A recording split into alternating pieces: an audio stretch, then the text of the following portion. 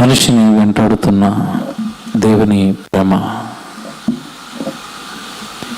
సహజంగా మనుషులను ఈరోజు రోగాలు వెంటాడుతున్నాయి, మీకు తెలియదు కదా. మనిషి తింటున్న ఆహార పదార్థాల వలన, మనిషి జీవన విధానం వల్ల ఆరోగ్యాలను పాడు చేసుకున్నారు. మనిషిని రోగాలు వెంటాడుతున్నాయి. కరోనా వెంటాడింది, 2-3 సంవత్సరాలు వెంటాడి కొన్ని కోట్ల మందిని బలికొన్నది, మీకు తెలియదు కాదు. అప్పుల వాళ్ళు వెంటాడుతున్నారు, అప్పులు చేసిన వాళ్ళని. తప్పులు చేసిన వాళ్ళని పోలీసు వాళ్ళు వెంటాడుతున్నారు, తెలియదు కాదు మీకు. ఇవన్నీ తెలుసు, వెంటాడుతున్నారు అని తెలుసు. కానీ భూమి మీద ఉన్న మనుషులను కంటికి కనబడిన ఒక మహాశక్తి పరలోకంలో కూర్చుని తండ్రి దేవుడు, మొదటిది నేను చెప్పాను కదా, ఆ తండ్రి ప్రేమతో నిన్ను వెంటాడుతున్నాడన్న సంగతి నువ్వు మర్చిపోయావు. నీ జ్ఞాపకాలలో నుంచి దేవుడి ప్రేమ వెళ్ళిపోయింది. దేవుడి ప్రేమను ఆలోచించలేని స్థితిలోనికి మానవ జ్ఞానం దిగజారిపోయింది. ఈ సభల ఉద్దేశం మళ్ళా మేల్కొల్పాలి దేవుడి ప్రేమతో. దేవుడు ప్రేమతో ఓపెన్ చేసింది ఎవరు చెప్పండి? ఈరోజు క్రైస్తవుల సభలు కూడా పాఠానికి కానివ్వండి, ఆరాధనకి కానివ్వండి, సాక్ష్యానికి కానివ్వండి, సమయం లేనిది దేనికి చెప్పండి? వాక్యానికి. ఏమండి, అందరి సభలు వేరంటే మా సభలు వేరు, అన్నిటికీ సమయం ఉంటుంది, మిగతా వాటిల్లో వాక్యానికి తక్కువ ఉంటుంది. మా విషయంలో మేము వాక్యానికే ఎక్కువ సమయాన్ని పెట్టుకుంటాం. వాక్యం నేర్పించాలి. ముల్లోకాల చక్రవర్తి యేసుక్రీస్తు వారు పరలోకం విడిచి లోకానికి వచ్చింది ఎందుకో తెలుసండి? నేను వారికి నీ వాక్యం ఇచ్చి ఉన్నాను అంటాడు యోహాను సువార్త 17వ అధ్యాయంలో చదువుకోండి. తర్వాత వాక్యం ఇవ్వడానికి పరలోకం నుండి లోకానికి వచ్చాడు. వాక్యం ఇస్తే ఏం జరుగుతుందంటారా? బ్రతుకులు మారతాయి. వాక్యం ఇస్తే ఏం జరుగుతుందంటారా? జీవితం యొక్క పరమార్థం తెలుస్తుంది. వాక్యం ఇస్తే ఏం జరుగుతుందంటారా? పాపపు జీవితం బట్టబయలవుతుంది. మనిషి చేస్తున్న తప్పులన్నీ బయటకు వచ్చేస్తాయి. మనిషి దేవుడికి ఎంత భిన్నంగా బ్రతుకుతున్నాడో అర్థమైపోతుంది వాక్యం మన మధ్యలోకి వచ్చినప్పుడు. దేవుని పిల్లలారా, ఎందుకంటే దేవుడి ప్రేమను ఎలా వర్ణించాలో అర్థం కావటం లేదంటే. ఎలా వర్ణించాలి, ఎలా చెప్పాలి? ఇంకా చెప్పాలండి మీకు. అరేంజ్డ్ మ్యారేజ్ జరుగుతాయి, పెళ్లి చూపులు అయిపోయినాయి, ఏమన్నా ఇంక ఫిక్స్ అయిపోయింది. ఈయన నీ భార్య, అయ్యుడు నీ భార్య, ఈయన నీ భర్త. అందరూ ఓకే అన్నారు. ఓకే అన్న తర్వాత ఇమీడియట్ గా ఏమంటే ఇద్దరు కలుసుకుంటారు, చక్కగా ఒక 5 నిమిషాలు మాట్లాడుకుంటారు, ఫోన్ నెంబర్లు షేర్ చేసుకుంటారండి. అయిపోయింది, పెళ్లి చూపులు అయిపోయినాయి. ఏమండి, ఇంటికి వెళ్ళిపోయింది. షుగర్ వేసుకున్నారా, బెల్లం వేసుకున్నారా, అన్ని సుత్తు కబుర్లే. ఒక్కటి పనిచేసేది ఏముండదు అందులో. అలాగే మీరు ఈ ఫోన్కి చేయండి, ఈ ఫోన్కి చేయండి, busy busy busy. I love you ప్రేమ, నువ్వంటే నా ప్రేమ, నువ్వంటే నాకు ప్రేమ. అబ్బబ్బబ్బబ్బా, ప్రేమ ప్రేమ ప్రేమ ఎప్పటి వరకు చెప్పండి? ఇది పెళ్ళైన నెల వరకే. పెళ్ళయింది, ఇద్దరు ఒకటయ్యారు. ఏమండి, ఇప్పుడు ఏదో ఊహించుకుని కోటలు కట్టుకుంది. 7 కోటలు కట్టుకుంటున్న తగ్గట్టుగానే వాడు అబద్ధాలు ఆడుతుంటాడు అక్కడి నుంచి. అంతే కదండి. అబద్ధాల మీద ఈ ప్రేమ కోటలు కట్టుకున్నారు వీళ్ళు. అతను కొన్ని అబద్ధాలు ఆడతాడు, ఈడు కొన్ని అబద్ధాలు ఆడుతుంది, దీని మీద కోటలు కట్టేసుకున్నారు. అబద్ధాలమైన ప్రేమ కోటలు కట్టుకున్నారు. ఇద్దరు ఒకటయ్యేసరికి ఆ కోట కూలిపోతుంది. నువ్వెంత ఫ్రాడా!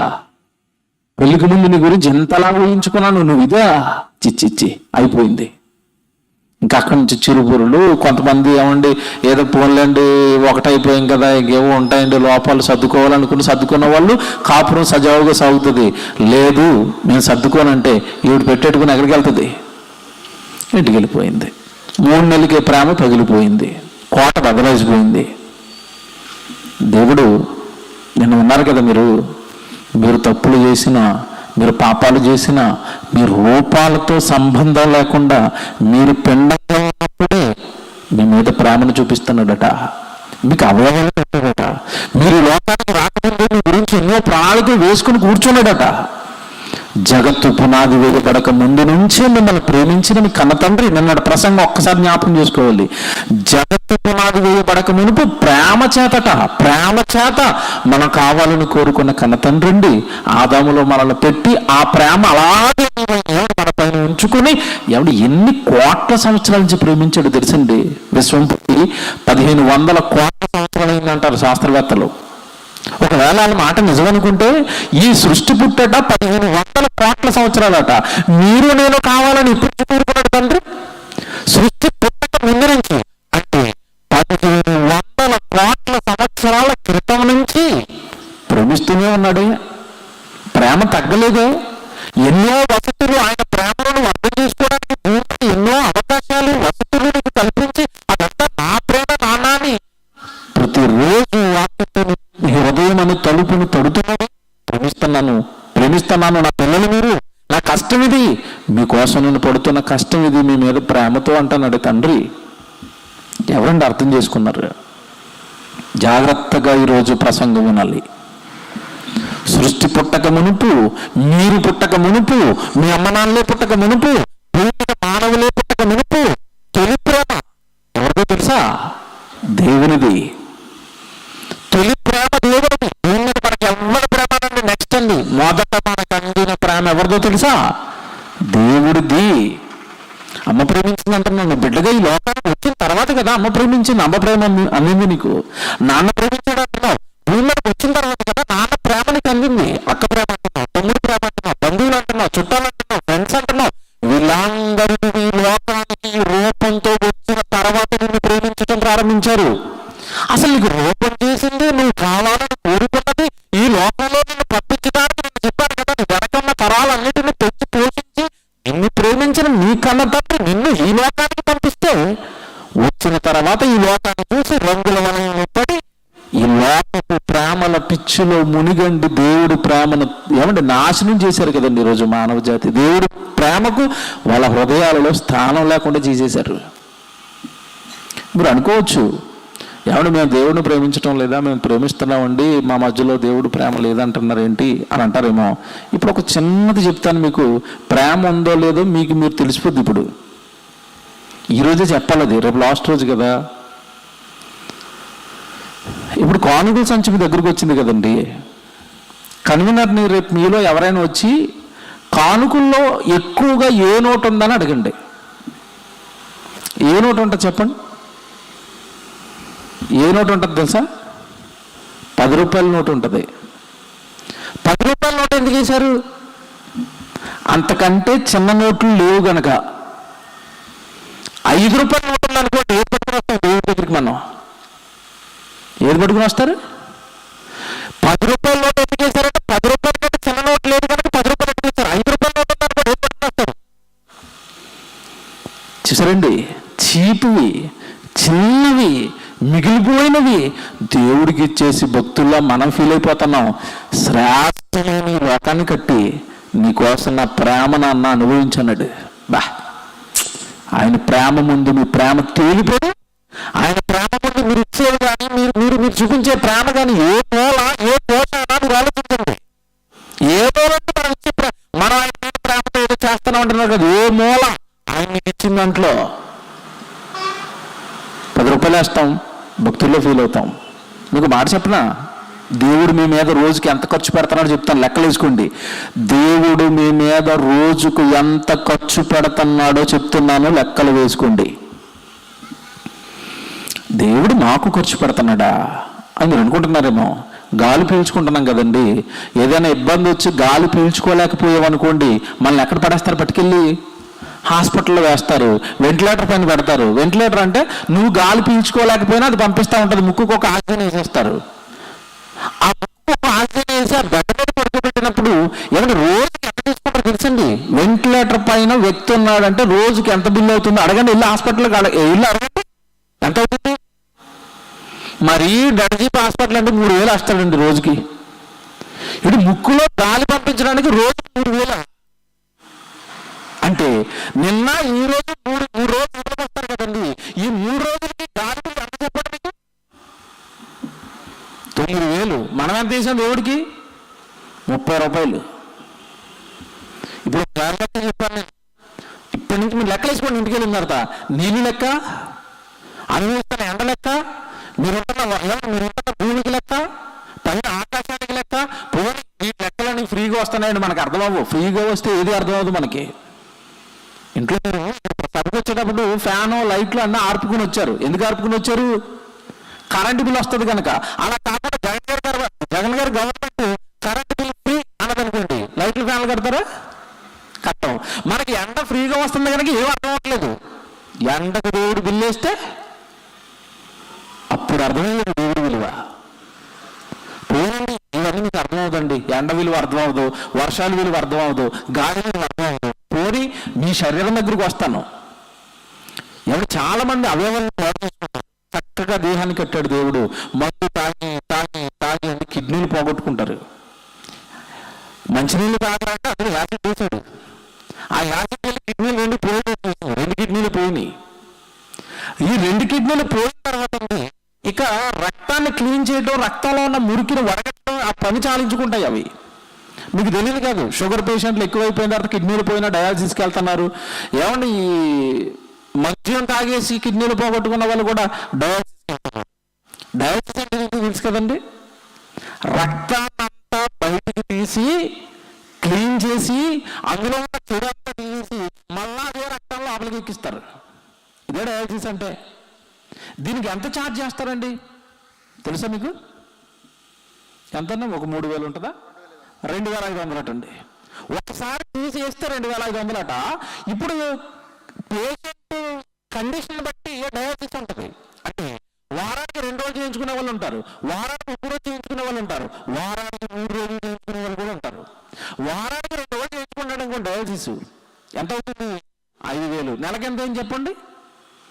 20,000 అయింది. అంటే ఇప్పుడు మీ కిడ్నీలు చేస్తున్న పని బిల్లు వేస్తే ఎంత పని చేస్తున్నాయి అవి?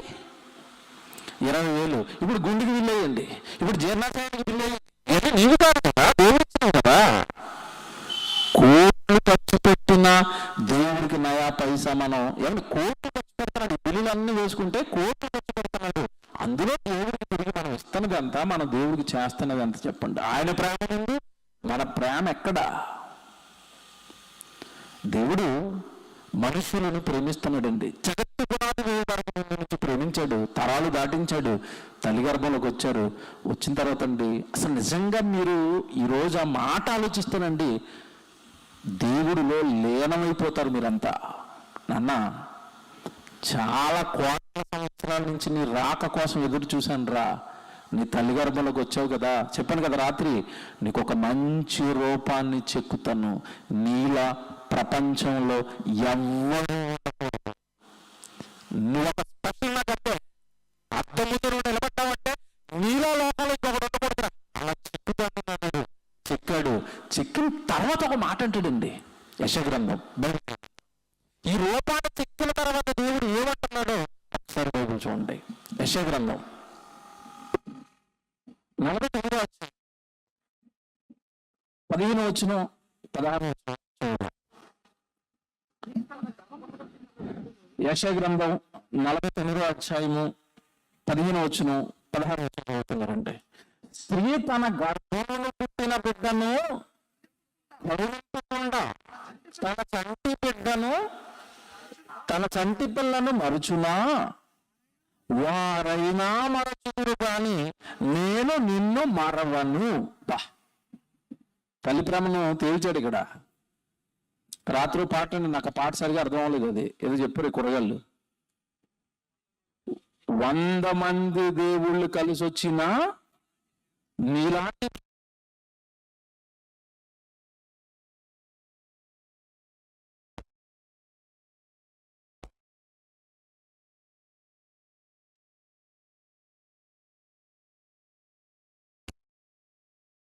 విధానంలో చెయ్యొద్దండి. ఒకసారి మర్చిపోరా మీరు? మర్చిపోరా? మరిచిపోతారో లేదో ఒక వార్త చెప్తాను, నిజమో కాదో మీరు చెప్పండి. గవర్నమెంట్ హాస్పిటల్లో డెలివరీలు అవుతాయి. డెలివరీలు అయిన తర్వాత పసిబిడ్డలు దొంగతనం జరుగుతుందట. అంటే బిడ్డను ఎత్తుకుపోయారు. బిడ్డను ఎత్తుకుపోయారంటే తల్లి ఏం చేస్తుంది నాకు చెప్పండి? తల్లి ఏం చేస్తుంది? నిద్రపోయింది. వాళ్ళ అమ్మమ్మ ఉంటుంది, ఆవిడ కూడా నిద్రపోయింది అనమాట, అసిస్టెంట్. వీళ్ళిద్దరూ నిద్రపోతుంటే బెడ్ ఎత్తిపోయాడు దొంగడు వచ్చి. వారైనా నిన్ను ఏం చేస్తారు? అప్పుడప్పుడు నిద్రపోతే మర్చిపోతామండి. నిద్రపోతే మనకి ఏం జరుగుతుందో, బిడ్డకి ఏం జరుగుతుందో మనకి ఏం తెలుసండి? మీకు నిద్ర రాదా?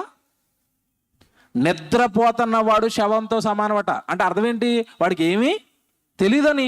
మీరు నిద్రపోయారు, మీ బిడ్డను ఎత్తుకుపోయాడు. నిద్రలో మీరు మీ బిడ్డను మర్చిపోలేదా? మర్చిపోయారు. దేవుడికి నిద్ర ఉందా? లేదు. నిన్ను కాపాడేవాడు కొనకడు, నిద్రపోడు. ఈరోజు మీరు మెసేజ్ వినాలండి, ఇంకా నాకు దేవుడు తప్ప ఏమీ వద్దండి అంటారు మీరు.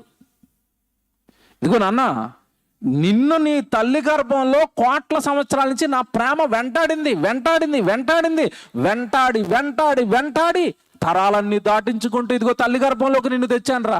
తెచ్చిన తర్వాత నీకు ఒక చక్కటి రూపాన్ని చెక్కాను. ఈ రూపాన్ని చెక్కాను గనక నేను నిన్ను మరిచిపోలేను. మీ అమ్మాయినా మర్చిపోతుంది, మీ తల్లి మర్చిపోతుంది, కానీ నేను నిన్ను మరవను. ఎందుకు మరవలేవు అంటే కింద చెప్తాడు చూడండి. స్త్రీ ఏమంటే తన చంటను కరుణింపకుండా తన చంటి పిల్లను మరచునా, వారైనా మరచుతారు కానీ నేను నిన్ను మరవను. చూడుము. ఎందుకు మరవనంటే చెప్తున్నాడు ఇప్పుడు, చూడుము నా అరచేతుల మీదనే నిన్ను చెక్కి ఉన్నాను. తల్లి గర్భంలో నీకు అవయవాలు పెట్టింది నేనురా. నీకు అంతటి సొగసైన రూపాన్ని చేసింది నేను నాయన. రింగు రింగుల జుట్టు. అబ్బా, కొంతమంది పిల్లలు పుట్టేసరికి ఎలాగుంటారండి, ఎంత ముద్దొచ్చేస్తారండి బిడ్డను చూడగానే. వాడు జుట్టు ఏంటి, వాడు రూపం ఏంటి, వాడు రంగు ఏంటి, వాడు నవ్వేంటి. పసిబిడ్డలు నవ్వుతే ఎలాగుంటుందండి? మీరు బాగా ఎర్రగా ఉన్న పసిబిడ్డ ఒక్కసారి మిమ్మల్ని చూసి అలా నవ్వాడు అనుకోండి, ఏమైపోద్దండి మనసంతా? బా, చాలా హాయిగా అయిపోద్ది, కష్టాలన్నీ మర్చిపోతాం. వాడు బోసి నవ్వులతో ఎక్కడ లేని ఆనందం అండి. నాన్న ఉదయాన్నే వెళ్ళిపోతాడు పనికి, కష్టపడి కష్టపడి కష్టపడి ఇంటికి రాగానే ఏమంటే తనకు అనుకున్న కూతురు చిన్న బిడ్డ అలాగ తప్పటడుగులు వేసుకుంటూ పాక్కుంటూ డాడీ అన్నదనుకోండి, ఎలాగుంటాడు? మనసుకి ఎక్కడ లేని ఆనందం అండి. నాకు కూతురండి నన్ను డాడీ అంటుందండి. ఎవరండి పంపారు నిన్ను డాడీ అని పిలవాలని? ఎవరండి ఆ బిడ్డను చెక్కారు తల్లి గర్భంలో? తండ్రి కదండి. ఇంకో మాట చెప్పనండి, నీ తల్లైనా నిన్ను మరిచిపోతుందేమో కానీ నేను నిన్ను మరిచిపోను. ఎందుకు మర్చిపోలేనంటే నీ కోసం చాలా కష్టపడ్డాను నాన్న, నీ కోసం చాలా ఎదురు చూశాను. ప్రేమతో ఎదురు చూసి తల్లి గర్భంలోకి వచ్చిన తర్వాత నా స్వహస్తాలతో నీకు గుండెను బిగించి, కళ్ళను బిగించి, చెవులను బిగించి, కాళ్ళను బిగించి, వేళ్ళను బిగించి, లోపల అంతర ఇంద్రియాలు బిగించి, ఒక మెదడును బిగించి, వెన్నుపూసను బిగించి, ఈ అవయవాలన్నిటికీ ఒక వ్యవస్థను తయారు చేసి నీకంటూ ఒక రూపం చెక్కుకున్న నేను, భూమి మీదకి పంపించిన నేను నిన్ను మరిచిపోలేకపోతున్నాను. 9 మాసాలు మోసిన తల్లి నిద్రలో మర్చిపోయింది, నిద్రలో మర్చిపోయింది. ఈ మధ్యకాలంలోనండి తల్లి ప్రేమకు ఎంత కళంకం ఏర్పడిందో మీకు తెలియదు కాదు. ప్రియుడి కోసం పిల్లల్ని హత్య చేసిన తల్లి చదవటం లేదా? వార్తలు చదవట్లేదా? ఎవరెవరితోనో భయంకరంగా వివాహానికి ముందు బిడ్డల్ని కనేసి వాళ్ళని బట్టికెళ్ళి చెత్తబుట్టలో వేయటం లేదా? ఏంటండి ఇది తల్లి ప్రేమ? 100 మంది దేవుళ్ళు వచ్చినా ఈ ప్రేమను చూపించలేరా? ఇదే మాకు చెప్పావు నువ్వు. కవులు ఆడేదో పాట రాసాడండి, ఇలా అందరూ పాట ఇంకా అమ్మ అమ్మ అమ్మ. ఈ మధ్యకాలంలో సినిమా వాళ్ళు ఏం చేశారంటే బొత్తుగా అప్పుడు అంతమాన అమ్మ అమ్మ అంటేనే బాగోలేదని ఈ మధ్యకాలంలో ఎన్టీఆర్ ఒక సినిమా తీశాడు. అస్తమాట అమ్మేనేటి నాన్నకు ప్రేమతో అట. ఈయన కూడా లేపడం. ఇప్పుడు ఎంతకాలం అమ్మని లేపారు కదా, ఇప్పుడు ఎవరిని లేపుదాం? దేవుడిని ఎవరైనా దేవుడికి ప్రేమతో అన్నాడా? దేవుడికి ప్రేమతో అన్నాడా? అనరండి. నాన్నకు ప్రేమతో అంటారు, అమ్మకు ప్రేమతో అంటారు, అక్కకు ప్రేమతో అంటారు, బావకు ప్రేమతో అంటారు, బామ్మర్దికి ప్రేమతో అంటారు, బంధువులకి ప్రేమతో అంటారు. దేవుడికి ప్రేమతో ఏమున్నాయి? పరలోకంలో ఉన్న కన్న తండ్రి తల్లి గర్భంలోనికి వచ్చిన తర్వాత నీకు ఒక రూపాన్ని చెక్కుకున్న తర్వాత నిన్ను మరిచిపోలేను కొడుకా అన్నాడు. మరిచిపోలేకపోతున్నాను అన్నాడు. రాత్రి ప్రశ్న వేశాను, ఎక్కడ ఆగింది ప్రసంగం? ఇలా చెక్కిన ఈ రూపం, ఇలా మిమ్మల్ని కట్టుకున్న దేవుడు ఒకానొక దినాన్న తన అనుకున్న తన దినాన్న ఈ లోకానికి మిమ్మల్ని అలాగ తల్లి గర్భం నుండి భూమి మీదకి పంపించాడు. పంపగానే రాత్రి చెప్పాను కదా, భూమి మీదకి రాగానే బిడ్డ ఏం చేస్తున్నాడు? ఏడుస్తున్నాడు. ఎందుకు ఏడుస్తున్నాడో ప్రపంచంలో ఎవరినైనా అడగండి, మీరు సమాధానం చెప్పలేరు. బైబిలులో దేవుడు చెబుతాడు. ఎందుకంటే ఏడుస్తున్నారు? మిమ్మల్ని అడిగాను కదా, తల్లులు చాలామంది ఉన్నారు, బిడ్డలను పెంచారు, పెద్దవాళ్ళని చేశారు, మనవాళ్ళని ఎత్తుకున్న వాళ్ళు కూడా ఉన్నారు ఇక్కడ. మీరు చెప్పండి, చంటి బిడ్డ ఎందుకు ఏడుస్తున్నాడు? వాడు తెలీదండి. ఎందుకు ఏడుస్తున్నాడండి? తెలీదండి.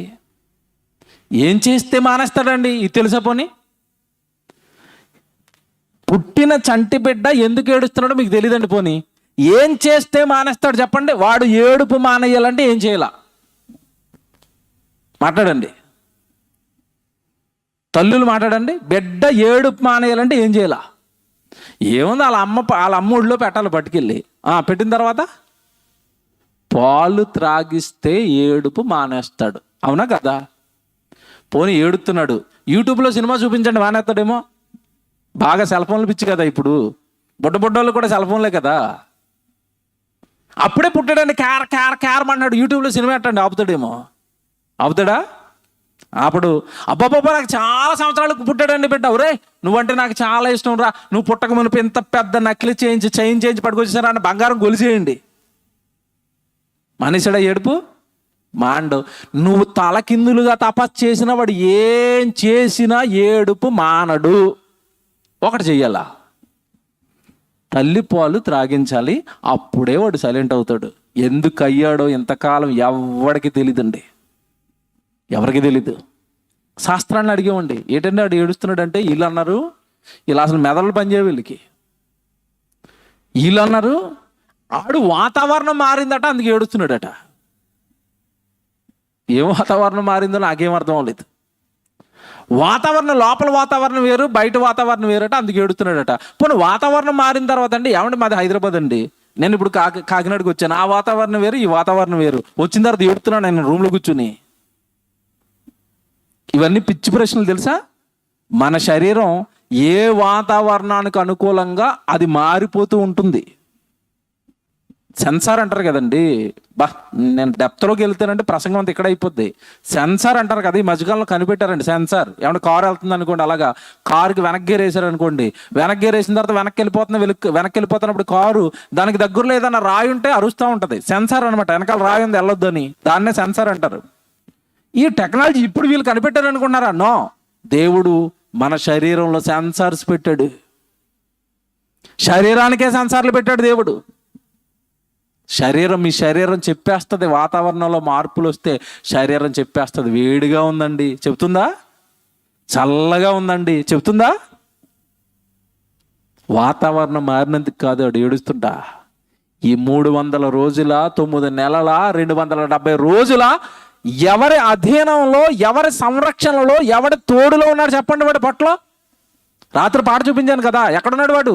ఉమ్మ నీటిలో, చీకటి బిలంలో 300 రోజులు ప్రతిరోజు వాళ్ళ నాన్న వచ్చి అవయవాలను చేస్తూ, తాకుతూ, మాట్లాడుకుంటూ. ఏమంటే మన తల్లి గర్భంలో ఉన్నప్పుడు మనం ఉన్నది ఎవరి సంరక్షణలో, ఎవరి తోడులో, ఎవరి కృపలో అంటే తల్లి తోడులో. తల్లి గర్భంలో ఉన్న మనము దేవుని తోడులో ఉన్నాం. దేవుడే సహాయకుడిగా ఉన్నాం, దేవుడే సర్వస్వమై ఉన్నాం తల్లి గర్భంలో. ఒక్కసారి తల్లి గర్భంలో నుంచి అలా బయటికి రాగానే ఎవరో కొత్తగా మనుషులు కనబడుతున్నారు. తెల్ల కోట వేసుకుని డాక్టర్ ఒకడు, ఆ పక్కనే కత్తిరట్టుకుని నర్సమ్మ ఒక ఆవిడ, అమ్మమ్మ ఒక ఆవిడ, ఏమంటే ఒక తల్లి ఒక ఆవిడ. వీళ్ళందరినీ చూడగానే ఎవరిల్లు అసలు వీళ్ళు ఎవరిల్లు? ఇంతకీ మా నాన్నేడి, నన్ను చేసిన ఆయనేడి? ఈయన కొత్త క్యారెక్టర్లు పరిచయం అయ్యి కొత్త మొహాలు కనపడుతున్నాయి నాకు. ఆయనేడి ఏం చేస్తున్నాడు? ఏడుస్తున్నాడు. పాలు పట్టగానే ఆపాడు. ఎందుకో తెలుసా? ఏం జరిగిందో మీకు చెప్తాను. ఇప్పుడు బైబిల్ తీయండి, కీర్తనల గ్రంథం 22వ కీర్తన. కీర్తనల గ్రంథం 22వ కీర్తన 9వ వచనం చూడండి అందరూ. కీర్తనల గ్రంథం 22వ కీర్తన 9వ వచనం చూడండి. గర్భము నుండి నన్ను తీసిన వాడవు నీవే కదా. జాగ్రత్తగా వినండి, ఎక్కడి నుంచి తీస్తున్నాడట?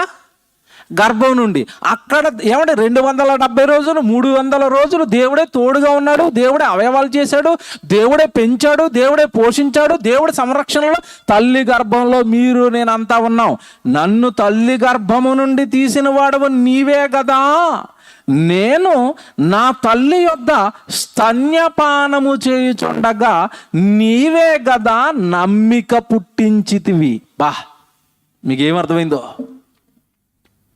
తల్లి గర్భంలో నుంచి దేవుడే తీశాడట.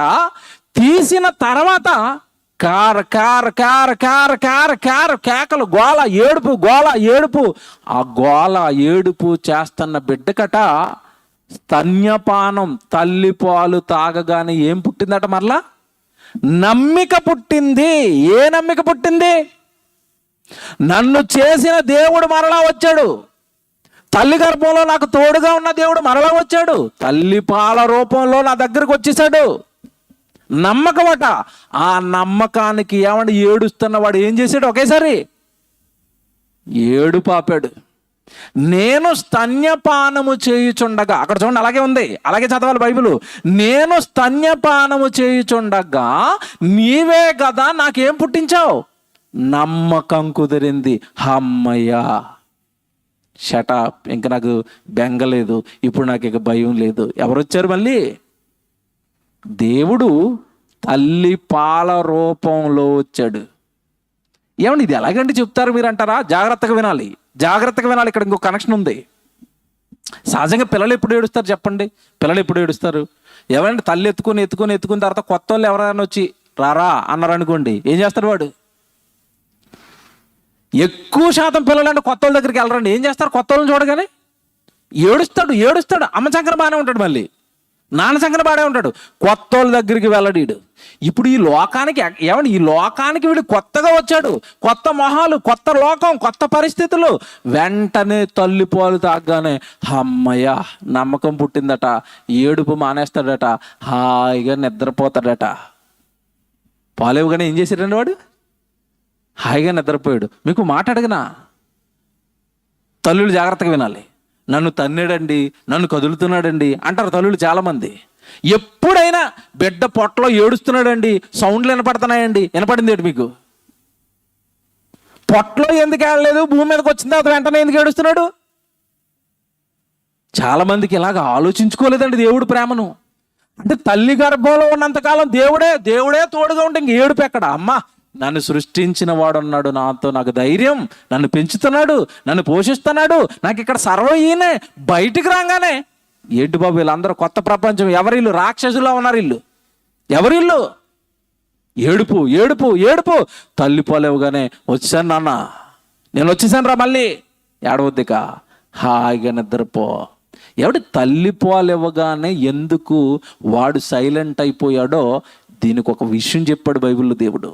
యెషయా గ్రంథం మీరు చూడండి, 28వ అధ్యాయము. యెషయా గ్రంథం 28వ అధ్యాయము.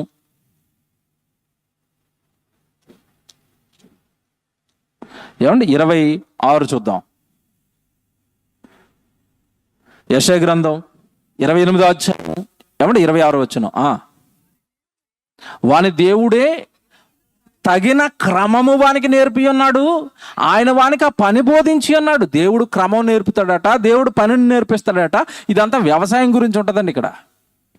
ఏమండి తొలి మానవుడికి వ్యవసాయం రాదని, ఏదో అడవిలో తిరుక్కున్నాడని, ఆ ప్రకృతిలో జరిగిన మార్పులను బట్టి వ్యవసాయం నేర్చుకున్నాడని చరిత్రలో ఏవేవో రాశారు. అంత సుత్తండి అదంతా. దేవుడే భూమి మీద ఉన్న మనుషులకు వ్యవసాయం చేయడం నేర్పాడు. మొట్టమొదటి మానవుడైన ఆదాముకి వ్యవసాయం వచ్చి ఏదైనా తోటను సేద్యపరిచాడు. తర్వాత కయ్యూను అర్పణగా ఏం తెచ్చాడో మీకు తెలియదు కాదు.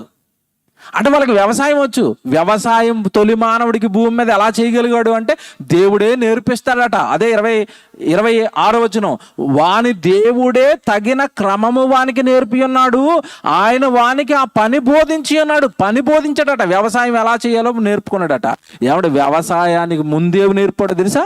9వ వచనానికి రండి. ఇదే అధ్యాయము 26వ అధ్యాయమే 28వ అధ్యాయమే 9వ వచనం చూడండి. 9వ వచనం. వాడు ఎవడికి విద్య నేర్పును. భూమి మీద మనుషులు విద్య నేర్పుతున్నారు కదా, గురువులు అంటున్నారు కదా, వాళ్ళు ఎవరికి విద్య నేర్పుతారు? వాడు ఎవడికి విద్య నేర్పును, ఎవరికి వర్తమానము తెలియచేయును? తల్లి పాలు విడిచిన వారికా, చన్ను విడిచిన వారికా? గురువు ఎప్పుడు నేర్పడు నీకు విద్య? తల్లి పాలు విడిచిన తర్వాత, పాలు త్రాగటం మానేసిన తర్వాత కదా విద్య నేర్పించుకోవడానికి గురువు దగ్గరికి పంపించావు. ఇప్పుడు దేవుడు ఏమంటున్నాడంటే, నువ్వు ఎవరికి విద్య నేర్పుతున్నావు? ఆల్రెడీ తల్లి పాలు త్రాగితే నేను బ్రతుకుతానన్న విద్య తల్లి గర్భంలో నేర్చుకుని వచ్చిన వాడికి విద్య నేర్పుతున్నావు. నువ్వు గురువుగా బిల్డప్ కొట్టకు, అసలు గురువు నేను అంటున్నాడు దేవుడు. అర్థమైందా? ఎవరికి నువ్వు విద్య నేర్పుతావు? ఎవరికి నువ్వు బ్రతకడం నేర్పుతావు? విద్య అనగా బ్రతకడానికే కదా. తల్లి గర్భంలో పాలు త్రాగటం ఎలాగో నేర్పి పంపించాను. ఆడ ఆల్రెడీ పాలు త్రాగాడు, వాళ్ళ అమ్మ దగ్గర వదిలేశాడు, ఆడికి బ్రతకటం వచ్చు, ఆడికి నువ్వు విద్య నేర్పి నువ్వు గురువుని అంటున్నావు.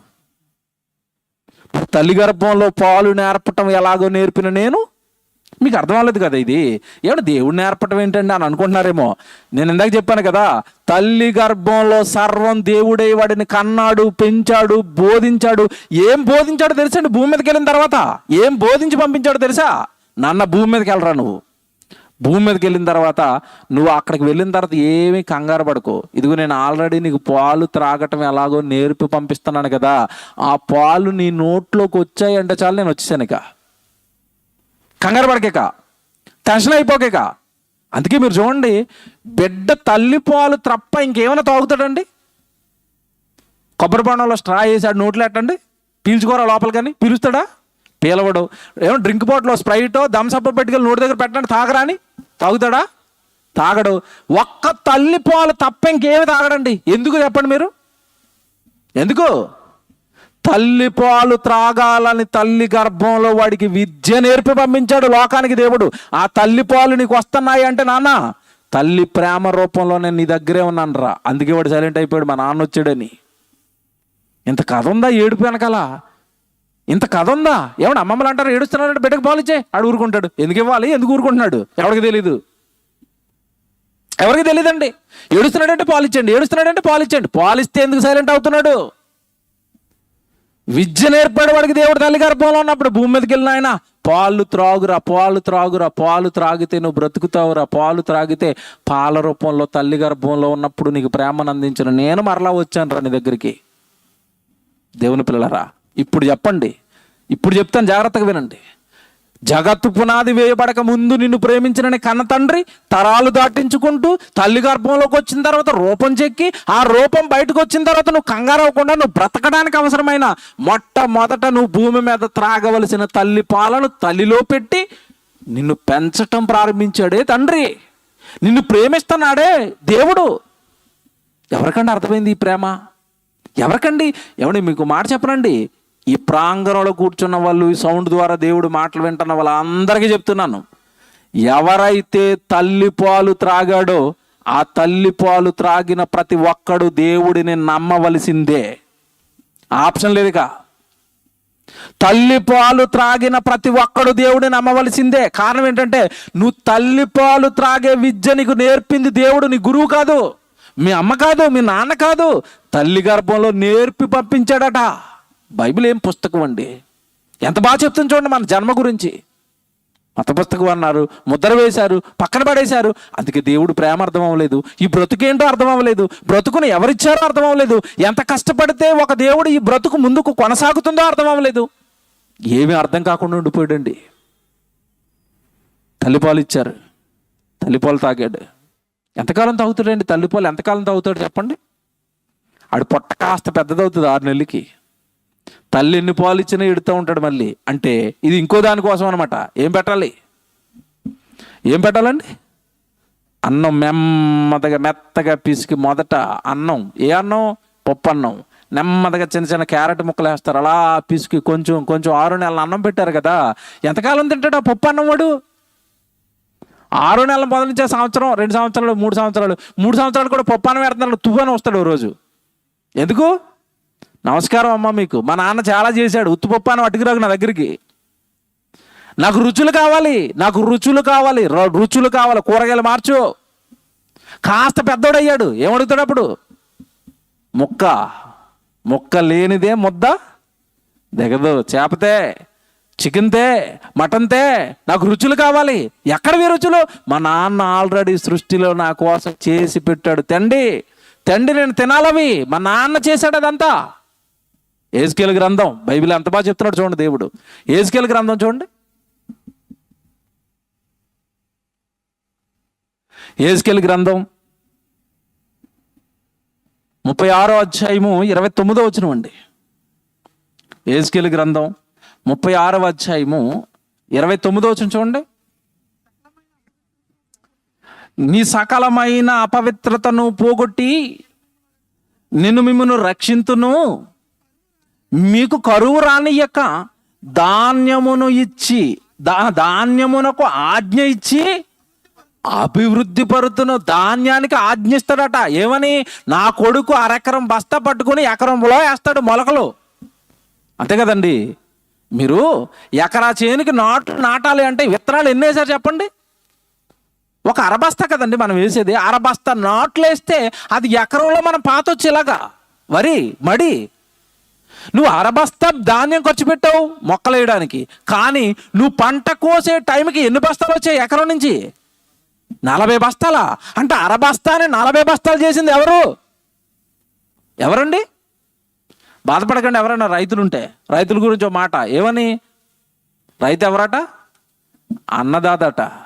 అన్నదాత రైతా దేవుడండి? నేను రైతు కష్టం ఉంది తప్పంటం లేదు. రైతు కష్టపడ్డాడు, ఎండనక వాననక. ఎండలో మన కోసం వ్యవసాయం చేశాడు. ఆయన కష్టపడకపోతే మనకు అన్నం లేదు. అలాగని ఆయన ఒక్కడి కష్టమే అంటే ప్రాబ్లం ఇక్కడ. ఆయన విత్తనాలు వేసి ఇంట్లో పడుకున్నాడు. నీళ్ళు ఇచ్చింది ఎవరు? వర్షాల రూపంలో దేవుడు. ఆ చచ్చిపోయిన విత్తనానికి మొలకిచ్చింది ఎవరు? దేవుడు. ఆ మొలకొచ్చిన తర్వాత పైన సూర్యుని పెట్టి సూర్యజన్య సంయోగక క్రియ. ఈ క్రియ జరిగితే కానీ మొక్కలో పంట రాదే, మొక్కలో ఆహారం రాదే. మీకు అర్థం అవ్వాలంటే నీళ్ళలో ఉన్న మొక్కలు బాగుంటాయి, ఎండలో ఉన్న మొక్కలు బాగుంటాయా? ఎందుకు నీళ్ళలో ఉన్న మొక్కలు అలాగ ఉండిపోతున్నాయంటే ఎండ పడకపోతే మొక్క ఫలించదు. అంటే సూర్యుని పైన పెట్టి నీళ్ళేసి అందులో ఒక క్రియను జరిగించి నీకు ఆ గింజలో నుంచి ఆహారాన్ని దేవుడు పండిస్తుంటే కన్నందుకు క్రెడిట్ అమ్మ కొట్టేసింది, నాన్న కొట్టేశాడు. విద్య చెప్పినందుకు గురువు క్రెడిట్ కొట్టేశాడు, అన్నం పెడుతున్నందుకు రైతు గారికి క్రెడిట్ వచ్చింది. అన్నీ చేస్తాను దేవుడు ఎక్కడా కనపడ్డు. దారుణం కదండి. మనుషులు ఎవరో ఆలోచించలేదు కదండి ఇలాగా. నేను ధాన్యమునకు ఆజ్ఞ ఇచ్చి ధాన్యాన్ని ఏం చేస్తానంటున్నాడు దేవుడు? అభివృద్ధి పరుస్తాను. నువ్వు అరబస్తా వేసావు, 40 బస్తాలు చేసింది నేను. నువ్వు ఒక్క గింజ వేసావు నేలలో, ఆ గింజను చెట్టు చేసి ఆ గింజలో నుంచి 100 రకాల మామిడి పళ్ళు నీకు ఇచ్చింది నేను. నువ్వు వేసింది ఒకటే మామిడి టెంక, దానిలోంచి 100 కాయలు ఎలాగొచ్చాయి? నేను వేసాను. కింద చూడండి, అలా చదువుకుంటూ వస్తే ఎంత మంచి మాట చెప్తాడో. నేను ధాన్యమునకు ఆజ్ఞ ఇచ్చి అభివృద్ధి పరుతును, అనిజనులలో కరువును కూర్చిన నింద మీరు నందక ఉండునట్లు చెట్ల ఫలములు భూమి పంటను నేను విస్తరింపచేసేదను. చెట్ల నుంచి ఫలాలు వస్తాయంట, భూమి నుంచి పంట వస్తుందంట. తిను కొడుక, తల్లిపోలు ఎంతకాలం త్రాగుతావురా? తిను, మాంసాహారాలు తిను, నేల నుండి వచ్చే పంట తిను, చెట్ల నుంచి వచ్చే పండ్లు తిను, ధాన్యం తిను. నీ ఇష్టం వచ్చింది ప్రకృతిలో నువ్వు ఏది కావాలనుకుంటే అది తిను. అది నా కష్టం, అది నా ప్రేమ. దేవుడు పెట్టి నన్ను రుచులండి మనకి ఎవరు పెడతారండి? మీకు సంగతి చెప్పనండి. మన ధాన్యం తెలుసు కదండి, మీకు బియ్యం తెలుసు కదండి. బియ్యం ఎన్ని రకాలు చెప్పండి? ఎన్ని రకాల బియ్యం తెలుసు మీకు? సన్న బియ్యం, దొడ్డు లావు బియ్యం, 1010, ఆ తర్వాత సోనామసూరి, ఆ తర్వాత కర్నూలు, ఇంకా ఎవరైనా చుట్టాలు వస్తే తెస్తాం పొడుగు బియ్యం, బాస్మతి రైస్. గట్టిగా చెప్పమంటే మీరు 10 రకాలు చెప్తారు అంతే కదా. 10-15 రకాలు చెప్పగలరా? అంతే. అసలు భూమి మీద ఎన్ని రకాల బియ్యంలో ఎన్ని రకాల జాతులు ఉన్నాయి తెలుసా? 6000 రకాల బియ్యాలు ఉన్నాయి భూమి మీద. నేను చెప్పాను కదా, 1500 రకాల మామిడి పళ్ళు, 6000 రకాల ధాన్యాలు. మన కన్ను రంగులను చూస్తుంది, మనకి ఏం తెలుసండి? గట్టిగా చెప్పమంటే ఒక 20 రంగులు 30 రంగులు చెప్తారేమో మీరు. దేవుడు సృష్టిలో పెట్టిన రంగులు ఎన్నో తెలుసండి. శాస్త్రవేత్తల ప్రయోగాలు చేసి చెప్పింది ఏంటంటే 10 బిలియన్ కలర్స్ అన్నారు. అంటే 100 లక్షలు, 1 కోటి కలర్స్ ఉన్నాయంట మన కళ్ళ ముందు. మన కన్ను అన్ని కలర్స్ని చూడలేదట, కొన్నిటిని మాత్రమే చూస్తుందట. చూడలేని రంగులు 1,000,000 రంగులు ఉన్నాయట భూమి మీద. ఈ విశ్వంలో ఏంటంటే 1,000,000 రంగులు, 1,500 రకాల మామిడి పళ్ళు, 6,000 రకాల బియ్యాలు. ఏమన్నా మీరు లోతుల్లోకి వెళ్తారండి. 10 లక్షల జాతుల పక్షులు, 84 లక్షల జీవరాశులు, మనం తింటున్న రుచులు. ఏంటండి ఇవన్నీ ఆలోచిస్తుంటే మీకు ఏమనిపిస్తుంది చెప్పండి? ఇంత ఇష్టమా నేనంటే? ఇంత ఇష్టమా నేనంటే? ఏమండి ఇష్టం ఎంత ఇష్టమో మీరు ఆలోచించుకోండి. ఇప్పుడు ఎంత ఇష్టమో మీరు ఆలోచించుకోండి. ఒక ఉదాహరణ చెప్తాను. బర్త్డే ఒక చీర తెచ్చు. ఏమంటే మొదటి బర్త్డేకి 2 చీరలు తెస్తాడు. ఏమంటే అందరికి ఏం చెప్పుకుంటా చెప్పండి? భార్య, నా బర్త్డేకి ఎన్ని చీరలు తెచ్చాడు? 2 తెచ్చాడు. నెక్స్ట్ బర్త్డేకి 10 తెచ్చాడు అనుకోండి, ప్రచారం ఎలాగుంటుంది? 2 తెచ్చినప్పుడు ప్రచారం బాగుంటుందా? 10 తెచ్చినప్పుడు ప్రచారం బాగుంటుందా? 10 రకాల చీరలండి, 10 రకాల చీరలండి, 10 రకాల చీరలండి. తర్వాత 100 చీరలు తెచ్చాడు అనుకోండి, ఎలాగుంటుంది? మూట అంతా కొనుక్కుని, బాబా నా భర్త అసలు ఎవర్ గ్రీన్ అండి, ఎవరికి వెళ్ళాడండి, మూట మొత్తం నా బర్త్డే కొనుక్కొచ్చాడని అంటారు. ఇంకా నెక్స్ట్ బర్త్డేకి 1 కొనుక్కొచ్చాడు అనుకోండి, ఎలాగుంటుంది? చిచ్చి మరీ 1 అట్టుకుని వచ్చాడండి. కొంతమంది అతను ఏమీ తేరు కదండి. అంటే మీరు అక్కడ ఇస్తున్న క్వాంటిటీని బట్టే నేనంటే చాలా ఇష్టం అండి, నేనంటే చాలా ఇష్టం అండి. 2 తెచ్చాడండి, 3 తెచ్చాడండి, 4 తెచ్చాడండి. దేవుడు ఎన్ని ఇచ్చాడండి? మీరు తినడానికి ఎన్ని ఇచ్చాడు? మీరు చూడడానికి ఎన్ని ఇచ్చాడు? మీరు చెవుల ద్వారా అనుభవిస్తున్న శబ్దాలు ఉన్నాయి కదా, ఆ శబ్దాలు ఎన్ని ఇచ్చాడు? ఒక్కసారి ఆలోచించుకోండి. దేవుడు ఏంటండి? పాట రెడీ చేయండి. ఇంత పిచ్చిగా ప్రేమించిన దేవుడు అండి, ఇంత గొప్పగా ప్రేమించిన దేవుడు అండి, ఇంత మీరంటే ఇష్టపడిన దేవుడు అండి. ఏమి లేదండి, మీరు ఆయన దగ్గరికి రావాలని కోరుకుంటున్నాడు, మీరు ఆయన మాటలు వినాలని కోరుకుంటున్నాడు, ఆయన బైబిల్ చదవాలని కోరుకుంటున్నాడు, ఆయన బ్రతకమన్నట్టుగా బ్రతికితే చాలు అనుకుంటున్నాడు, ఆయన గురించి మీరు చెబితే ఇష్టపడాలనుకుంటున్నాడు. ఏమంటే ఆయన వాక్యం మీరు వింటుంటే, ఆయన వాక్యం మీరు చదువుతుంటే, ఆయన గురించి ఇదిగో ఇలా మీరు సభలు పెట్టి చెబుతుంటే, నా కొడుక్కి నేను చేసిన ప్రేమను గుర్తించుకొని నా కొడుకు నా ప్రేమను గ్రహించాడని మిమ్మల్ని బట్టి ఆనందపడిపోతాడు తప్పండి ఆయనకి మిమ్మల్ని నుండి ఏవి కోరుకోడండి. మీకే ఇచ్చాడు అన్నీ, మీకోసమే చేస్తున్నాడు అన్నీ. ఒకసారి నా దగ్గరకు వస్తావా? ఒకసారి నీ హృదయంలో పూర్తిగా నాకు స్థానాన్ని ఇస్తావా? ఇదిగో నీ కళ్ళ ముందు నేను పెట్టిన ఈ ప్రేమ అంతటిని అనుభవిస్తున్నావు కదా, అర్థం చేసుకుంటావా అని మాత్రమే బైబిల్ ద్వారా దేవుడు మనల్ని ప్రశ్నిస్తున్నాడు. నీకు ఇచ్చినవన్నీ నావే కదా, నువ్వు అనుభవిస్తున్న ప్రతిదీ నాదే కదా, ఒకసారి నన్ను జ్ఞాపకం చేసుకుంటావా అంటున్నాడు దేవుడు. మీకు మాట చెప్పనండి, మీకు దేవుడు బాగా అర్థం అవ్వాలంటే ఒక చిన్న పని చెప్తాను నేను. ఒక వైట్ పేపర్ తీసుకుని ఆ వైట్ పేపర్ని ఇలాగ మధ్యలోకి మడతెట్టి ఒక గీత కొట్టండి. వైట్ పేపర్లో ఓ పక్క దేవుడివి, ఓ పక్క మనవే రాద్దాం. ఎవరు ఎక్కువ ఇచ్చారో మనకు అర్థమైపోద్దండి. ఓ పక్క దేవుడి రాయాలి, ఓ పక్క మనవేంటో రాయాలి. నేను ముందు పక్క దేవుడి రాసేస్తాను, మీరు ఇంటికి వెళ్ళిన తర్వాత ఆ పేపర్ మీద మీవేంటో ఒక్కటి రాసుకుని రేపు రండి. నేను దేవుడి రాస్తాను. ఇప్పుడు ఆకాశం ఎవరు చెప్పండి? దేవుడిది. పైన ఉన్న సూర్యుడు దేవుడివే, చంద్రుడు దేవుడిదే, నక్షత్రాలు దేవుడివే, మేఘాలు దేవుడివే. పైన అయిపోయింది, కిందకు వచ్చాను. భూమి ఎవరిది? దేవుడిదే. చెట్లు ఎవరివి? దేవుడివే. జంతువులు ఎవరివి? దేవుడివే. పొలం ఎవరిది? దేవుడిదే. మీ ఇంట్లో ఉన్న కారు ఎవరిది? నాదనకు. ఎక్కడి నుంచి వచ్చిందంటాను నేను. కార్ని ఎక్కడి నుంచి తీశారో తెలుసండి? ఏ పదార్థమైనా, ఏమంటే ఐరన్ కానీ ప్లాస్టిక్ కానీ కారులో వాడిన దేన్నైనా ఎక్కడి నుంచి తీస్తారు? భూమిలోని తీశారు. భూమే దేవుడిది అయినప్పుడు భూమిలోంచి వచ్చిన నీ కారు ఎవరిది? దేవుడిది. నువ్వు మెడలో వేసుకున్న బంగారం ఎవరిది? దేవుడు ఎవడు భూమిలో పెట్టబట్టి ఎవడో తవ్వాడు, దాన్ని నెక్లెస్ గానో చెవులీలు గానో చేసి నీ మెడలో వేసాడు. అంటే అది ఎవరిది? పెట్టింది ఎవరు? దేవుడే. బంగారం దేవుడిదే, ఫ్రిడ్జ్ దేవుడిదే, ఇల్లు దేవుడిదే, ఇంట్లో వాడిన ఇటకలు దేవుడివే, సిమెంట్ దేవుడిదే. ఏమన్నా పైన వేసినా, ఏమన్నా నువ్వు ఇంటి పైన వేసుకున్నవి అన్ని దేవుడివే, ఇంట్లో ఉన్నవి అన్ని దేవుడివే. ఎందుకంటే అవన్నీ భూమి నుంచి వచ్చాయి కదా. ఇప్పుడు భూమి అయిపోయింది, ఏమన్నా నీ దగ్గర వస్తువులు అయిపోయాయి. ఈ చుట్టుపక్కల ఉన్న ప్రకృతి అంతా నీదేం కాదు, దేవుడిదే. జంతువులు దేవుడివే, అన్ని దేవుడివే. ఇప్పుడు నీ దగ్గరకు వస్తున్నాను. శరీరం ఎవరిది? శరీరం ఎవరిది? నాదనకు. నీ దేహము నా వలనే నీకు అనుగ్రహింపబడింది తల్లిగారు అన్నాడు. అంటే దేహం ఎవరిది? ఇప్పుడు దేవుడిదే. అందులో ఉన్న ఆత్మ ఎవరిది? దేవుడిదే. ఆరోగ్యం ఎవరిది? దేవుడిదే. అన్నీ అయిపోయినాయి. ఇప్పుడు ఇటుపక్క ఉంది కదా మీ లిస్టు, ఒక్కటి రాసుకుని రేపు రండి. ఒకటి ఉందా? ఏముండదు, అంత గుండు సున్నా, 0. అంటే అన్నీ దేవుడివేనా అనమాట. అన్నీ దేవుడివైనప్పుడు నువ్వు ఎవరి కోసం బ్రతుకుతున్నావు? అన్నీ ఆయనమైనప్పుడు అన్నీ ఆయన అనుభవిస్తూ నువ్వు ఎవరిని ప్రేమిస్తున్నావు? ఉద్యోగాన్ని ప్రేమిస్తావా? చదువును ప్రేమిస్తావా? డబ్బును ప్రేమిస్తావా? మనుషులను ప్రేమిస్తావా? అన్ని ఇచ్చిన ఆయన్ని ప్రేమించవా? ఆయన ప్రేమ గురించి లోకానికి చెప్పవా? కనీసం ఏమండి, ఈరోజు మనుషుల ప్రేమ ఎలాగుందంటే దేవుణ్ణి నమ్మిన వాళ్ళే కనీసం దేవుడి పేరట జరుగుతున్న సభల్లో కూర్చుని వాక్యం కూడా వినలేనంత ప్రేమికులు ఉన్నారు ఇప్పుడు. 3 రోజులు సభలు అనుకోండి, ఫస్ట్ రోజు ఎలాగుంటుంది చెప్పండి సభ?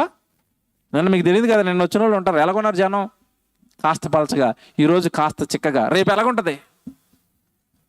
మొత్తం హౌస్ఫుల్ అయిపోద్ది. అంటే భక్తులు ఎప్పుడు వచ్చారు?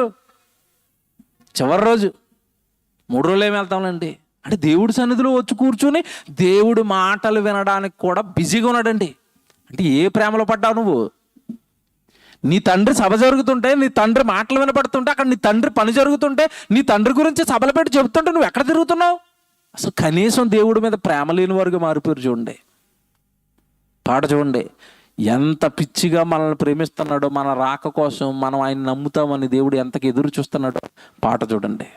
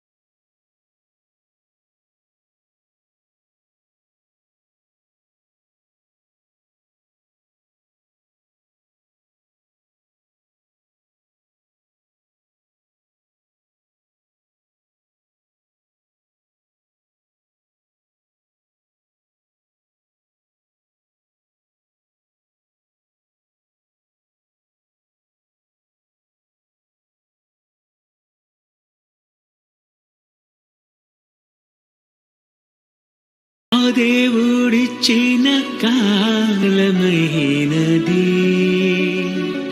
రావాలనే, నీవు రావాలనే, రావాలనే, నీవు రావాలనే. ఈ లోకానికి పంపినప్పుడు చెప్పాడు నీకు తిరిగి రమ్మని, తిరిగి రమ్మని. ఈ లోకానికి పంపినప్పుడు చెప్పాడు నీకు తిరిగి రమ్మని. నరులార రండని, నన్ను చూడాలని అయినా రారా, నాతో ఉండుటకు నూరారా, నీతో భువిపై ఉన్నారా, నీ కొరకే ఆకాశంపై ఉన్నానురా.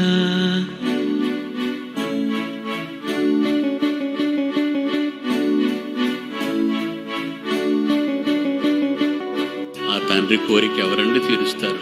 ఆయన కోరిక ఎవరండి తీరుస్తారు? ఆయన కన్నీళ్ళు ఎవరండి చూస్తున్నారు?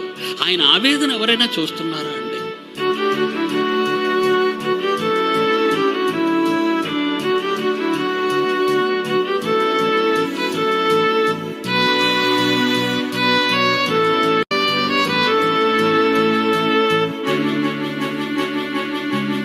నిన్ను కనినే పోయావు, నిన్ను రక్షను పంపితే సిలువేసిన చూస్తూ ఉన్నాను. నీ పాపానికి నన్ను దూరం చేసిన క్షమించాలని ఎప్పుడు అనుకున్నాను. నిన్ను రక్షించాలని యేసును పంపినా, నీ కొరకే యేసుక్రీస్తును శిక్షించాను. నన్ను చూడాలని అయినా రారా, నాతో ఉండుటకు నూరారా, నీతో భువిపై ఉన్నారా, నీ తండ్రిని నన్ను పిలువు నూరారా. ఆ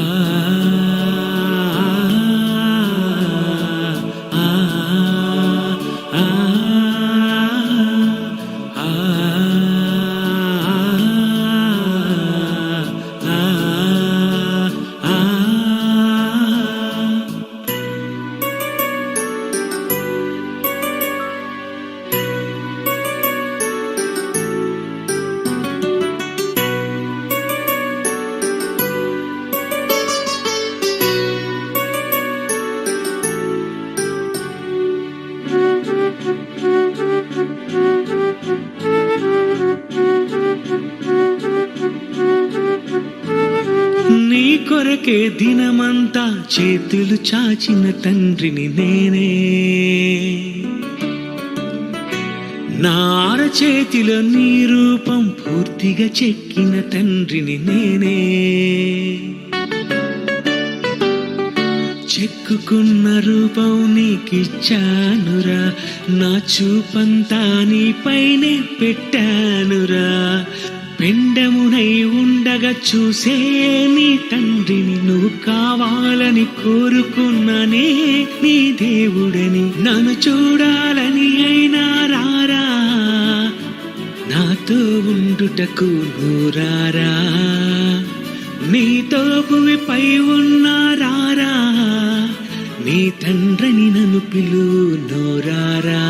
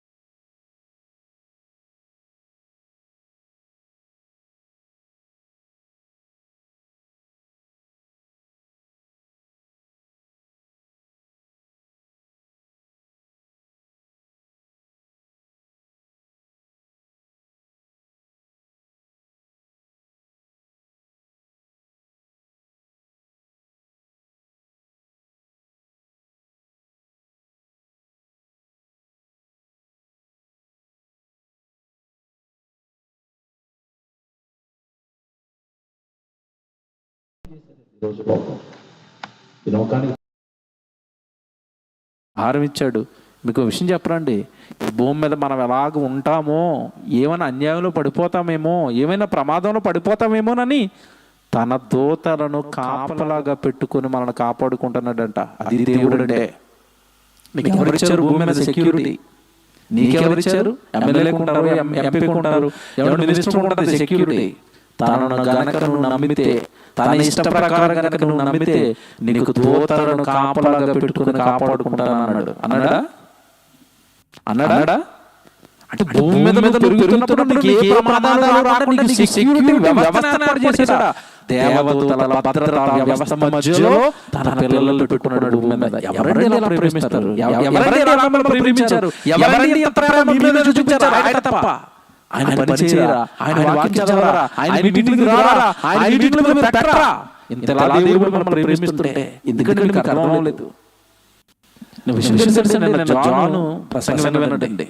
విన్న తర్వాత దేవుడు మనల్ని ఎంతలా ప్రేమిస్తున్నాడా, ఎంత గొప్పగా దేవుడు మనల్ని ప్రేమిస్తున్నాడా. నేను ఒక మీటింగ్ కాదు, వెంటనే నాకు మరలా మీటింగ్ చేసేది ఇక్కడ. నేను మరలా డబ్బులు సంచుకుంటాను, వెంటనే మీరు ఒక టైప్ చేయండి, మరలా మీటింగ్ పెట్టేయాలి. దేవుడికి చెయ్యాలి, దేవుడికి చెయ్యాలి. మాకు ఎంత చేస్తే దేవుడికి మేమే చెయ్యాలి కదా. వెంటనే టైటిల్ ఇచ్చారు, యాడ్ చేశారు. త్వరలో ఇదే గ్రౌండ్ మరలా దేవుడి గురించి ఉన్నతమైన జ్ఞానాన్ని వినిపించడానికి ఇప్పటి నుంచి వాళ్ళు ప్రణాళికలు వేస్తున్నారు, డబ్బులు దాచుకోవడానికి ప్రయత్నిస్తున్నారు. తండ్రి ప్రేమించినప్పుడు ఆయన గురించి మనం చెప్పాలి కదండి. ఎవరికి చెప్పారండి? మీరు మీ ఇంట్లో చెప్తున్నారా? మీ బంధువులకు చెప్తున్నారా? మీ గ్రామానికి చెప్పారా? మీరు ఎవరికి చెప్పారు ఆయన గురించి? ఇంతగా దేవుడు ప్రేమిస్తున్నాడని ఎవరికండి చెప్పారు? ఎవరికి చెప్పారు?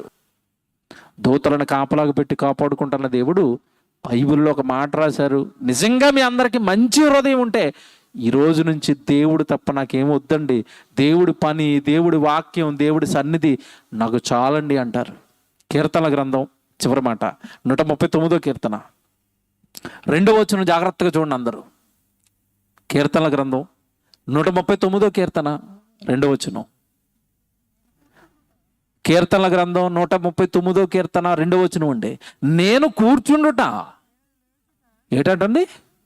నేను కూర్చుండుట, నేను లేచుట నీకు తెలియను. ఎవరికి తెలుసు? ఇదేంటండి ఇది? మీరు కూర్చున్న దేవుడికి తెలుసట, మీరు నిలుచున్న దేవుడికి తెలుసట. చాలా మంది ప్రసంగంలోకి వస్తారు, వాక్యం స్టార్ట్ అవ్వగానే కుర్చీలోంచి లేచి వెళ్ళిపోతారు. అంతే కదండి. మన పని అయిపోయింది, ఇక వాక్యం మనకు అవసరం లేదు. భజన అయిపోయింది, ఆరాధన అయిపోయింది, పాటలు అయిపోయినాయి, ఇక నిద్ర వచ్చేస్తుంది, ఇంటికి వెళ్ళి పడుకుంటాను. ఎవడు కూర్చున్నప్పుడు, కుర్చీలో కూర్చున్నప్పుడు చూశాడా? నువ్వు లేచి వెళ్ళిపోవడం చూశాడు. ఒరే, నా ప్రార్థన జరుగుతుంటే అంతమంది అక్కడ కష్టపడుతుంటే ఒక్క రోజు 1 గంట సేపు నిద్ర ఆపుకోలేక ఇంటికి వచ్చి నిద్రపోతానవా? వచ్చి అండా లేచి వెళ్ళిపోయిన వాళ్ళని, మిమ్మల్ని కాదులేండి, మీరు కూర్చున్నారు కదా. నువ్వు ఎక్కడ కూర్చుంటున్నావు? దేవుడి సన్నిధిలో కూర్చుంటున్నావా? మీటింగ్ ఉందని పాంప్లెట్ నీ చేతిలోకి వచ్చినా సరే సీరియల్ ముందు కూర్చున్నావా? నువ్వు ఎక్కడ కూర్చున్నావు నాకు తెలుసు. నేను చెక్కుకున్నాను కదా, నేను కనుక్కున్నాను కదా. నీ రాక కోసం 1,000,000 సంవత్సరాల నుంచి ఎదురు చూసాను నేను. నువ్వు ఉండేది భూమి మీద ఎంతకాలమో తెలుసా?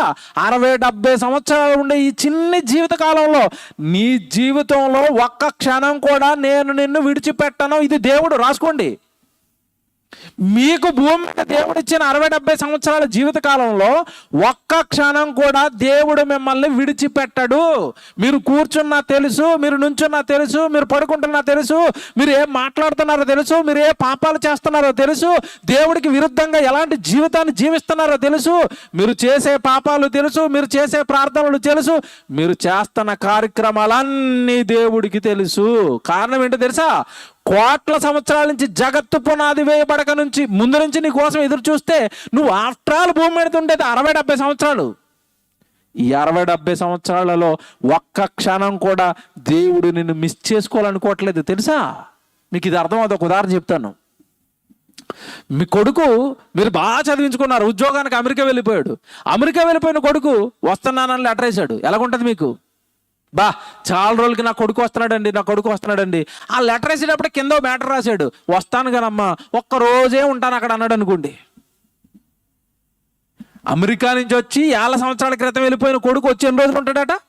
1 రోజే ఉంటాను అన్నాడు. వచ్చాడు, ఆ 1 రోజు వచ్చింది, పొద్దునే వచ్చేసాడు. వచ్చిన తర్వాత ఏం తింటావురా, ఎలా ఉన్నావురా? ఏమంటే మీ మనసంతా వీడు వెళ్ళిపోతాడు కదా, వీడు వెళ్ళిపోతాడని తెలిసి మీ మనసంతా రోజంతా ఎవరి మీద ఉంటుంది? వాడి మీదే. వాడు మధ్యలో అమ్మ కాసేపు మా ఫ్రెండ్స్ దగ్గరికి వెళ్ళొస్తాను అన్నారు అనుకోండి, ఎలా ఉంటుంది మీకు? నోర్మై, ఉండేదే 1 రోజు అంటే వాళ్ళ దగ్గరికి పోతావా? నేను నీ రాక కోసం ఎదురు చూశాను రా బాబు, నీకు దండం పెడతాను, ఎక్కడికి వెళ్ళకు, తినరా, నువ్వు కబుర్లాడరా నాతో, అక్కడ ఎలాగుంటుందో చెప్పరా, నీకు ఏం కావాలో చెప్పరా, నీకు వండి పెడతాను రా. నువ్వు ఉండేది 1 రోజేరా, వెళ్ళిపోతావరా. నువ్వు వెళ్ళిపోయే లోపు నీ ప్రేమ అంతా నాకే కావాలి, నీ ఎపీరియన్స్, నీ ప్రత్యక్షత నువ్వు నాతోనే ఉండాలి. ఎవరి దగ్గరికి వెళ్ళడానికి కుదరదు, నాతోనే ఉండు. 1 రోజే ఉంటావు కదా.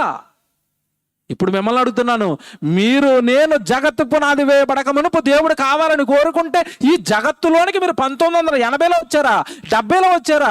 ఉండేది ఎంతకాలం అంటే పట్టుమని 60 సంవత్సరాల. ఈ 60 సంవత్సరాల్లో మీరు ఆయన దగ్గర ఉండకుండా ఉద్యోగాలేంటి, వ్యాపారాలేంటి, చదువులేంటి, సీరియల్లేంటి, సుఖాలేంటి, మనుషులేంటి, దేవుడిని విడిచిపెట్టి బ్రతుకులేంటి?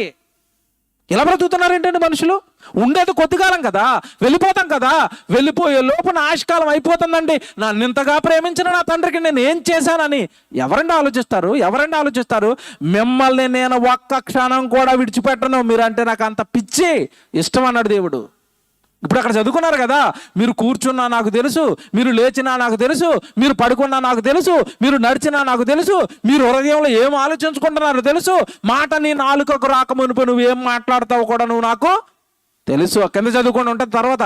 ఇప్పుడు చెప్తాను, ఇదేనండి మనిషిని వెంటాడుతున్న దేవుని ప్రేమ అని నేను టైటిల్ ఎందుకు పెట్టానంటే, ఒక వచనం దగ్గర ఈ ఆలోచన దేవుడు నాకు ఇచ్చాడు. ఆ వచనం ఏంటో చూడండి. యోబు గ్రంథం చివరి మాట 7వ అధ్యాయము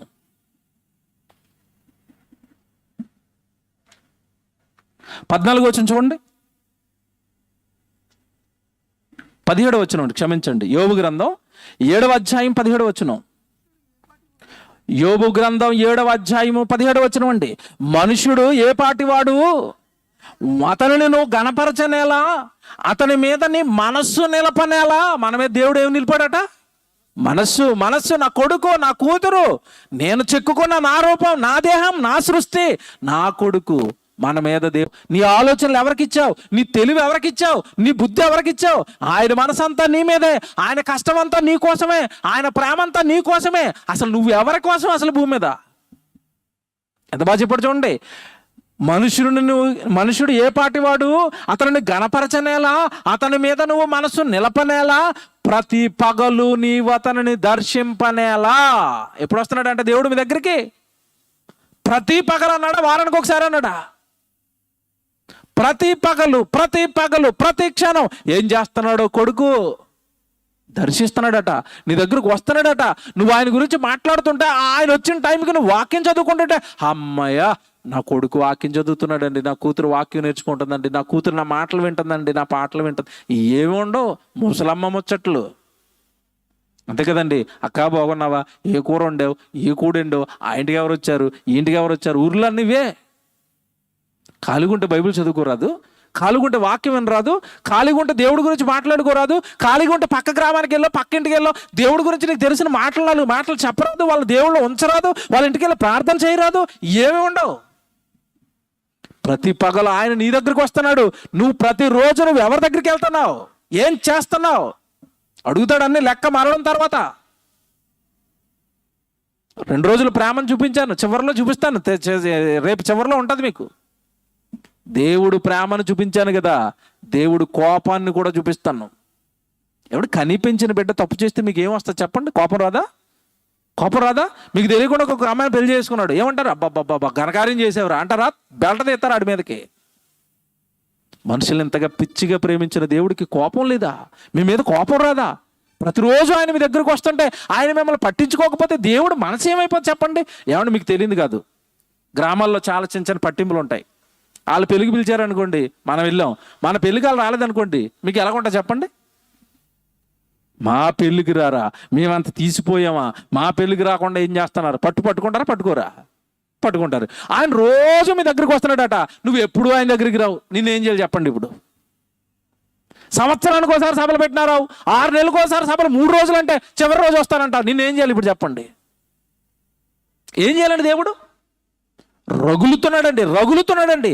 నా ప్రేమను అర్థం చేసుకొని ఈ మానవ జాతిని ఏం చేయాలని కోపంతో రగిలిపోతున్నాడు దేవుడు. చూడండి, కిందకి చూడండి ఎంత మంచి మాట మాట్లాడతాడు. అతని మీద నీవు మనసు నిలపనేలా, ప్రతి పగలు నీవు అతన్ని దర్శింపనేలా, ప్రతి క్షణము నీవు అతనిని శోధింపనేలా. ప్రతి క్షణం అన్నాడు చూసారా? ఇందాక నేను అదే చెప్పింది. ప్రతి క్షణము నీవు అతనిని శోధింపనేలా, ఎంతకాలము నీవు నన్ను చూచుట మానకుందువు. ఎంతకాలం తండ్రి ఆ చూపు నా మీద నుంచి తిప్పకుండా ఉండిపోతావు? ఎంతకాలం నీవు నన్ను చూచుట మానకుందువు? ఎంతకాలం చూస్తావు నన్ను? ఎంతకాలం చూస్తావు? కింద చూడండి ఏమంటున్నాడు? ఎంతకాలము నీవు నన్ను చూచుట మానకుందువు? నేను గుటక వేయు వరకు నన్ను విడిచిపెట్టవా? నేను చనిపోయినా విడిచిపెట్టవా తండ్రి? నేను చనిపోయేంత వరకు నీ చూపు నా మీద నుంచి మరలించవా? ప్రతిరోజు నా దగ్గరికి రావటం మానేవా? ప్రతి క్షణం నేను ఏం చేస్తానని శోధించటం, నా గురించి ఆలోచించడం మానేవా? ఏం దేవుడండి? ఎవరండి ఇంత పిచ్చిగా ప్రేమిస్తారు? ప్రతి క్షణం మీ దగ్గరకు వచ్చే వాళ్ళు ఎవరున్నారు? చేయలేపండి. వీళ్ళ ప్రతి క్షణం నా దగ్గరే ఉంటారండి. చేయలేపండి. పిల్లలు ఉంటారండి, మీ పిల్లలు ఉంటారండి. మీరు వృద్ధులైన తర్వాత వాళ్ళు ఎక్కడేస్తారో, వాళ్ళు ఎక్కడ ఉంటారో మీకు తెలియదు కాదు. ఎవరుంటారండి ప్రతి క్షణం మనతో? ఎవరుంటారండి ప్రతి పగలు మనతో? మనం ఆయన పిల్లలం గనక, ఆయన ప్రేమలో నుంచి పుట్టిన ప్రేమకు ప్రతిరూపాలం గనక, నిన్ను విడిచిపెట్టుకోలేకపోతున్నాను రా, నిన్ను విడువలేకపోతున్నాను రా, నిన్ను చూడకుండా ఉండలేకపోతున్నాను అన్న. ప్రతిరోజు వస్తున్నాను, ప్రతి క్షణం నీ వైపే చూస్తున్నాను. మనిషిని వెంటాడుతున్న దేవుని ప్రేమ వెంటాడుతుంది. ఇక్కడ భక్తుడు అన్నాడు కదా, నేను గుటక వేయి వరకు నన్ను విడిచిపెట్టవంటే, రేపు చెప్తాను అసలు మీరు నిజంగానండి ఆశ్చర్యపోతారు రేపు సంగతులకి. దేవుడు ప్రేమ శాశ్వతమైనది అని మీరు చదువుకున్నారు కదా. అది ఎలా శాశ్వతం అవుతుందో, మీరు చనిపోయిన తర్వాత కూడా దేవుడు మిమ్మల్ని ఎంతగా ప్రేమిస్తున్నాడో రేపు మీరు విందురు కానీ.